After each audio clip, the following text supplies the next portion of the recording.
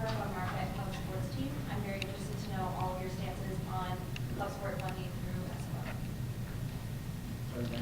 Yeah, so definitely I know this past year there was a reduction with club sports through SWF funding, and we definitely think that was based on equity and also giving club sports as much money as possible, just because a large sum of the SWF funding does go to club sports. We thought, I personally think that the initiatives that the SWF committee took was great, but also having conversations with club sports and their frustrations, because what we've been told and seen with club sports is that, again, that the SOF funding process is frustrating and it's not simplified, and they also don't understand why we do the taxes that we do.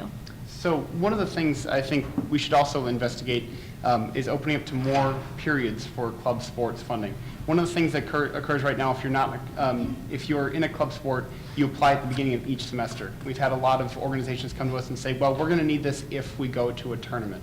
And then the committee sits down and looks at it and says, well, they might go to a tournament, but if we allocate that funding, they don't, there's X number of dollars that just sits there unreimbursed. That's not fair to you guys, especially if you've earned that far to go and then you can't afford to go to that tournament. I think that we need to open up to at least one extra period, if not two more, so that you have the opportunity to say, yeah, we made it to a tournament, this is the funding that we're going to need. We'd like to have student organization funding support for this going forward so that we can compete. Thank you.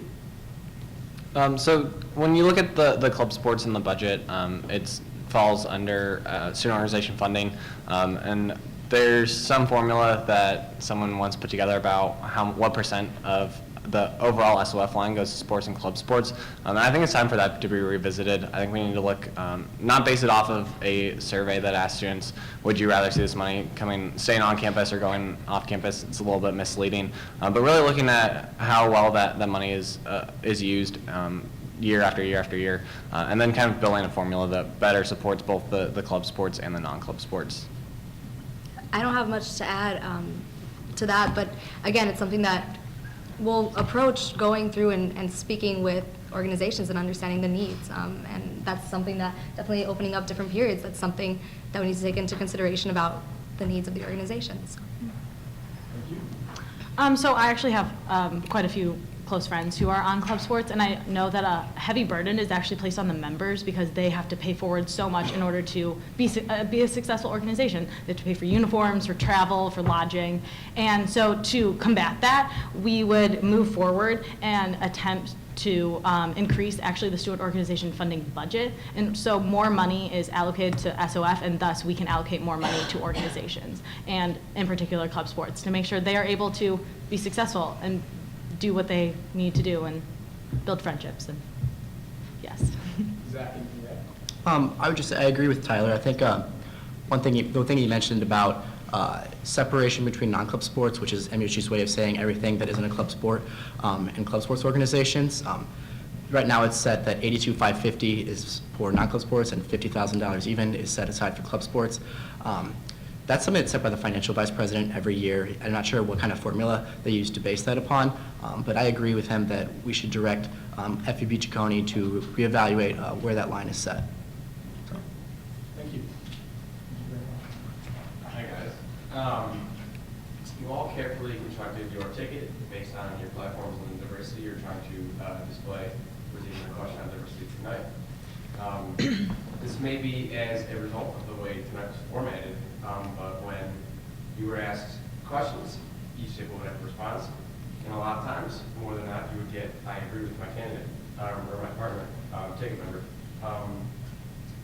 And in order to kind of gauge diversity, can I have an instance of when you and your fellow ticket member disagree with one another on an issue? All right, good question. We're starting off right here. Rosie. I'm trying to think of it. Yeah. So Rosie and I sat down and we have some really good conversations that lead to an overall compromise. I'm trying to come up with one that we disagree on. I can't think of one particular instance, but one thing that, again, me not being involved in MUSG, a lot of the time I'll kind of push Tyler a little bit and I'll ask why or why not. And sometimes he'll give me a short answer and say just because it hasn't been done or just because like that's not how it works. And I come up again. I say, why or why not? And I think that that's something that frustrates him, but I enjoy frustrating him because that's what I'm here to do in terms of pushing him forward and trying to change it up a little bit. That's why I'm running. So we don't necessarily disagree on an issue, but sometimes the ways to the means to the end is how we don't always agree. Great, thank you. So actually, one key issue that Zach and I really deferred was the controversy surrounding the Mardi Gras organization funding. I believed it was pretty inconsistent, and with the history of SOF and the fact that the SOF committee, comprised of 7 members, did not allocate money to them when they had upon requested it. So rather than entirely just be upset with him, I engaged him in a conversation about why he went through that process, and it actually seemed to have changed his mind a bit, and Mardi Gras received funding in the You're laughing a little. Yeah, I mean, it's kind of true, so, it is true. So. Yeah, so that's a huge instance when we deferred, but then we were able to bounce ideas off each other and engage in an active dialogue and come up with a solution. Thank you.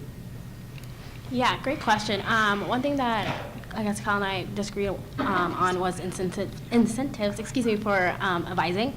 I believe that, it definitely should be just an intrinsic motivation for a faculty member rather than kind of dangling tenure in their face or, other ways. And then he obviously agrees with having the discussion of tenure and other ways to do incentives. I think it's one of the reasons I chose Natalie, because she never, she's not afraid to challenge me. And we still disagree to this very moment. I think it is important to discuss in tenure. I think it's part of your job as a faculty member and who we bring to this campus. But I also would second the sentiment that the overall goal is the same, but the means to the end is perhaps different. Yeah. Thank you. Cool. Thanks, guys. Thank you. Thank you so much. Interesting question. Yeah. Hello. The bigger. How are y'all doing, y'all? I'm absolutely terrified of you. So as an elected official myself, I have a constituency that I have to listen to, but also sometimes know what's better for their best interest rather than just going for what they want. Recently, the Wisconsin State Senate and Assembly passed a bill that would allow Marquette University's DPS officers to become a police force rather than a private security force on campus. What are you willing to do in working with the university administrators in talking about that issue becoming reality? And if it is becoming, and listening to your constituents and the students on campus, are you willing to maybe go against what they're wanting based on their own opinions and do what you feel is better for the safety of the campus? Thank you for your question. Starting with down here. Absolutely, Lucas. I think we're always willing to disagree with administrators. In fact, Sam and I have done that in our current roles. In regards to commissioning of the DPS officers, on our platform, we write that we are cautiously supportive of that issue. I think in conversations that I've had with DPS officials, including the lieutenant, that this is being pursued not to crack down on alcohol and underage drinking, but to increase student safety. And I think that's a really big concern on campus that we have currently, especially when a DPS officer gets tied up in, a marijuana violation in a residence hall.